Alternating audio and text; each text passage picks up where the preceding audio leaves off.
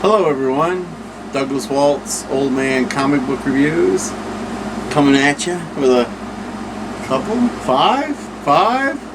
Let's do the big one first. Issue 50 of Sonic the Hedgehog. Triple the pages, triple the price. I thought it was going to be a bunch of a collection of stories. It did not. It continued the story where there was the assault at Eggman's Fortress and Dr. Starline, who I cannot stand. We got a couple of new ones I hadn't seen before. Kid Tsunami, where they have water tentacles. Belle's there and she helps Metal Sonic. It's one big fight scene all the way through. That is all it is. And I'm pretty sure Dr. Starline might be dead, which makes me happy because I never liked that guy. And left us with a cliffhanger. Eggman has all of his bad robots attacking the good guys. So we'll see how that goes. And number 50. Oh, yeah. Number 50. With a story by Ian Flynn and art by Adam Bryce Thomas. So, just a couple of fellas making a giant comic book. Alright, I wonder what's next. Task Force Z number 9. I am extremely upset that they have said there will only be 12 issues now. And we're at 9.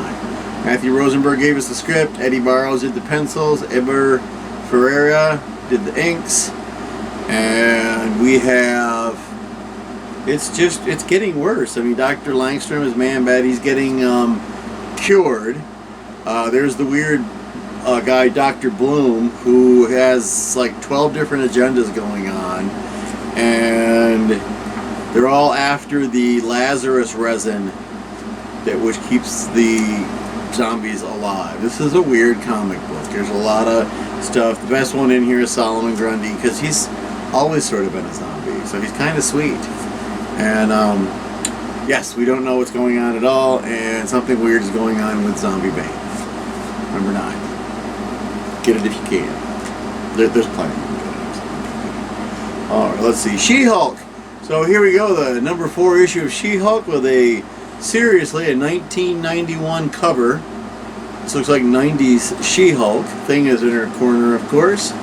And we have our peoples. Rainbow Rowell is the writer. Luca Maresca is the artist. And Jennifer is in a fight club with Titania. And Titania's friend Volcana. But she doesn't like to fight Volcana because Volcana's power is that she can turn into lava. And She-Hulk is mentioned more than one time. She is not fond of being on fire. Thing shows up because he thinks it's a real superhero fight and bashes some stuff.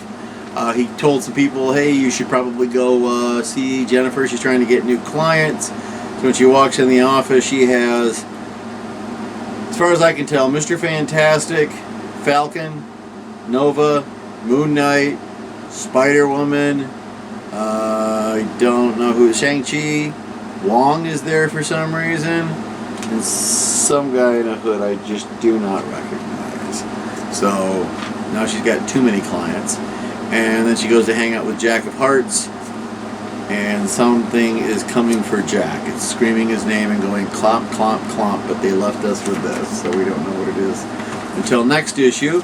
And following in the path of next issue, we once again have a 1991 cover. This looks like primo 1991 She-Hulk art. I don't know what they're doing here, but it was fun. Let's save the new number 1 for last. Aquaman 5! Aquaman! That means there's more than one. There are 2. And we have story, Chuck Brown and Brandon Thomas. Pencils, Sami Basri. Inks, Vincente Cifuentes. And there's this thing going on where sleeper agents for Atlantis are in the human realm, and when they get triggered, they just blow stuff up and kill people. So they're trying to stop that before it becomes an international incident.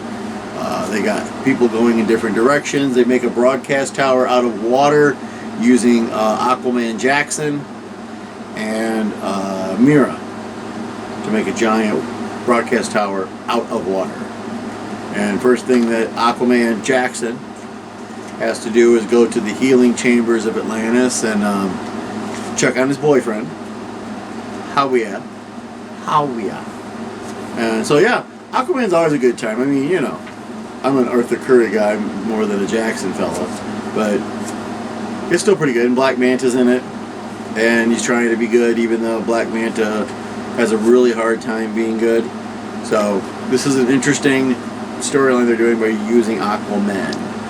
It's so they can get two storylines going at the same time, but then they ever so often intertwine. Alright, finally, from Image, first issue of Sins of the Black Flamingo.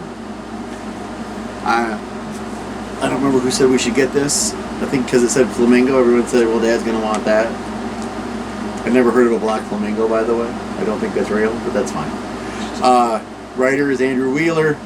Artist is Travis Moore. And the black flamingo steals things for people. And he wears his little rainbow mask because the jewels set off camera lenses. So that when you try to take his picture with a security camera, you just get this scintillation effect over his entire face. So it doesn't show up. And so he gets what he's supposed to get, and he reactivates this kid's grandfather's World War II flesh golem. Those are all real words, I checked. So that was interesting. And then they find a collar which is supposed to be able to cage a demon that he has to retrieve, and I won't tell you how the cliffhanger ends, but I don't think it's a demon. So this is very, very, very interesting. The dialogue is neat. It's a very, you know, it's one of those heist comic books. It's supposed to be 5 issues. This is one of 5, so we'll go ahead and get it. If you haven't gotten it yet, it should still be on the shelves since it just came out Wednesday. So there's our 5 comic books. Sophie, Fiona, you guys got to go to the Waltz 4th of July celebration, and we swam in the pool for too long, and we ate giant cheeseburgers and had dessert and chicken, and then I dropped you back off to your parents just completely dead to the world. You were both exhausted, and you got to touch the bottom of the pool, which is cool, and I'll post pictures of that on Facebook later. So in the meantime, the rest of you, go get a comic book. I will see you next week. I'm not really sure how many comic books there are. And go read a comic book.